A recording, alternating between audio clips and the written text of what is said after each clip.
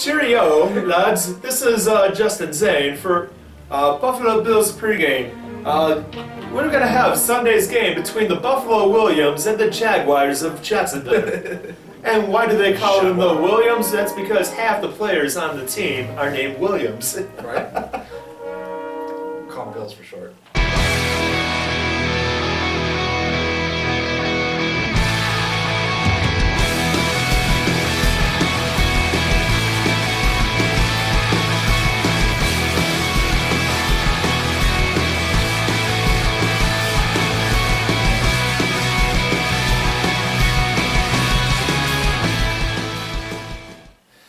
Welcome to yet another edition of Buffalo Bills pregame, coming to you not from London, England. But the game will be there this week. But looking back to last week, big loss over the Bengals. What are your thoughts on what we just watched? Well, I'm seeing the local media bitch, piss, and moan about a poor performance. Yeah, it was a poor performance, but it was against a team that's now 6-0. Relax. They're 3-3. They're still in the heat of everything.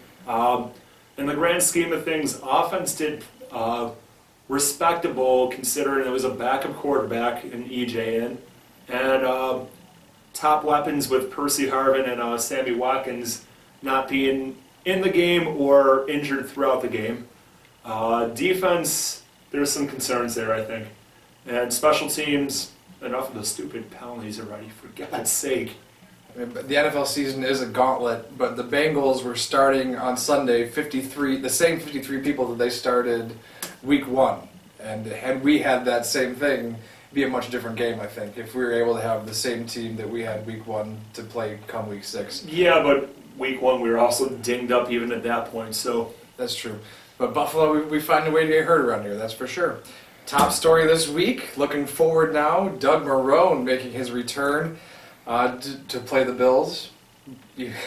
Does he have any impact on this game? Well, he's a coach that coaches a certain group of players, so yeah, he does have an impact on the game. But I'm pretty sure that you're going to have all the players on the other sideline motivated to take out St. Doug's joyous return against his old squad. Shows you what we think about the Jaguars if we're talking about their offensive line coaches being the lead in the story. Impact travel to London. Do you think that's advantageous to either side? The Jacksonville Jaguars have been doing it a lot. Do they have more experience with it? I would say there is no real advantage, largely because Jacksonville is a very young team with not a lot of experience in general with the NFL rigors.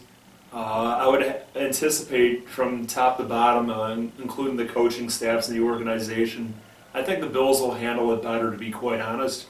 What I would say is that, in general, your more experienced teams tend to handle travel and road games that much better. So I'd say, if anything, it's a slight advantage to the Bills. The Pegulas are taking the entire organization, like anyone who wanted to go, and I can't believe that we didn't quite make the list. Darn you. I know. Come on, Terry and Kim. We're here every week, almost. Yes, almost. Offensive breakdown. Looks like Tyrod will be sitting out again. Do you think that EJ will be able to improve from his performance last week, playing not as good a defense perhaps? Can we expect better things from EJ? Well, EJ had an up and down game where he started off slow and then kind of got into a rhythm in garbage time, albeit. But what you can say is he did have an average to maybe above average game against the Bengals. Yes, against the Jaguars, there's nobody on that defense that I go, oh yeah, got to really look out for him. That includes former Bill Posluzsny.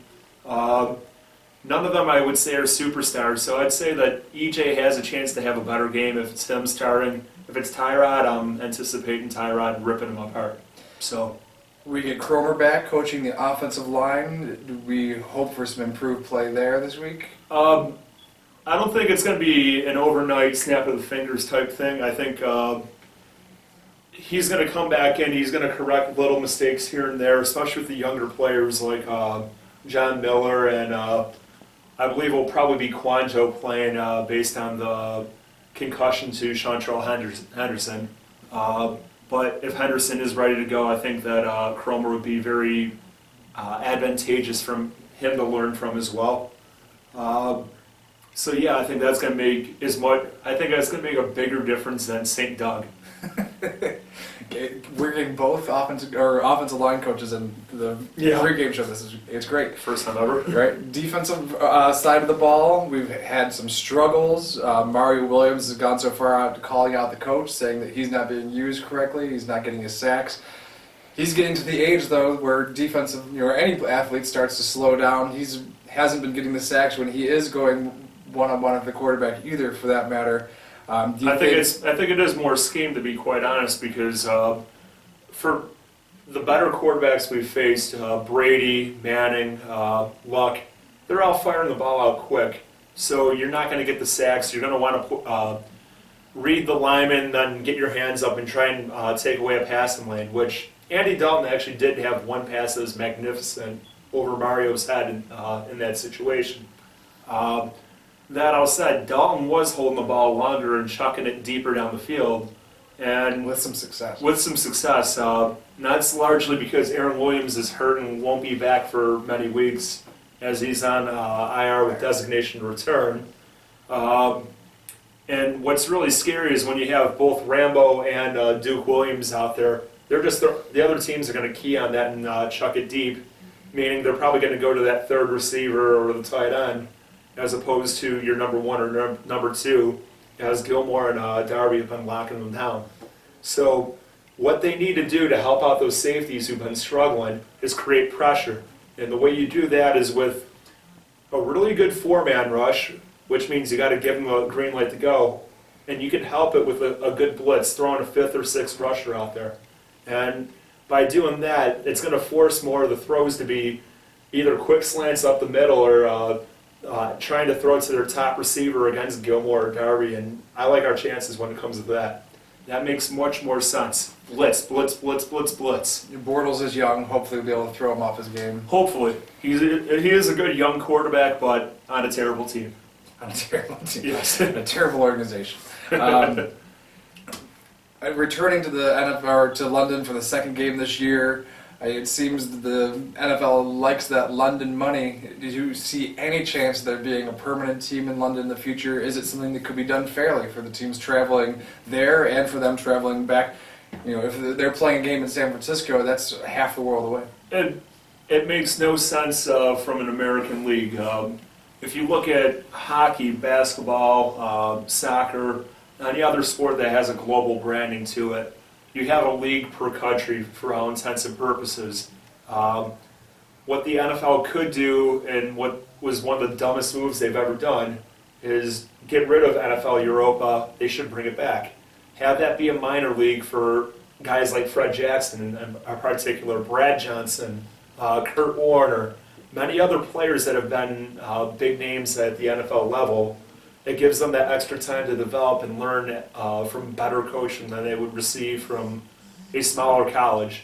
Jacksonville, the losses are piling up, but they've lost to some good teams, but Gus Bradley could be in trouble there, and Marrone is on staff, an experienced head coach. Is that something that you think could happen this season at all? Possibly, but one of the things that you would have to worry about if you were Doug Marrone is that $4 million that you're still collecting from the Bills this year.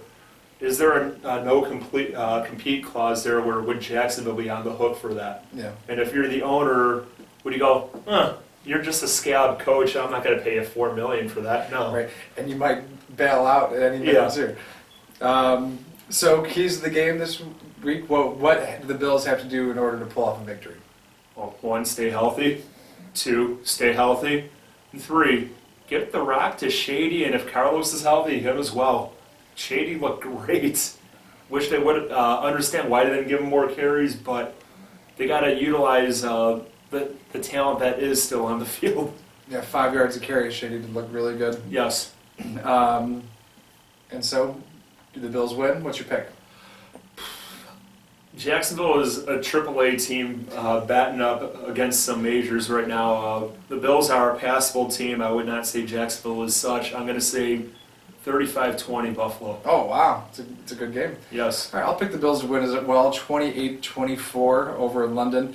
Good luck, everyone, waking up in time to watch the game on Sunday, and we'll be back for the Thursday night game versus the Jets. Come on, you Spurs! Go Bills.